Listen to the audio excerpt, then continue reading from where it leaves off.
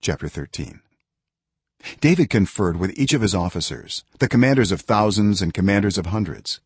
He then said to the whole assembly of Israel, if it seems good to you, and if it is the will of the Lord our God, let us send word far and wide to the rest of our people throughout the territories of Israel, and also to the priests and Levites who are with them in their towns and pasturelands, to come and join us. Let us bring the ark of our God back to us, for we did not inquire of it during the reign of Saul. The whole assembly agreed to do this because it seemed right to all the people.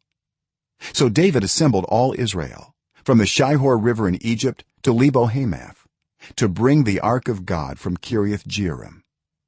David and all Israel went to Baalah of Judah, Kiriath Jearim, to bring up from there the ark of God the Lord, who is enthroned between the cherubim, the ark that is called by the name. They moved the ark of God from Abinadab's house on a new cart, with Uzzah and Ahio guiding it. David and all the Israelites were celebrating with all their might before God, with songs and with harps, lyres, timbrels, cymbals, and trumpets. When they came to the threshing floor of Kidon, Uzzah reached out his hand to steady the ark because the oxen stumbled.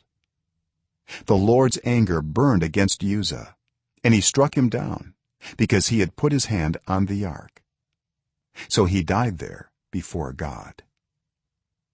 Then David was angry because the Lord's wrath had broken out against Uzzah, and to this day that place is called Perez Uzzah.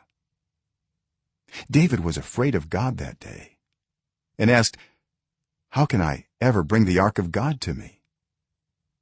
He did not take the ark to be with him in the city of David. Instead, he took it to the house of Obed-Edom the Gittite. The ark of God remained with the family of Obed-Edom in his house for 3 months, and the Lord blessed his household and everything he had.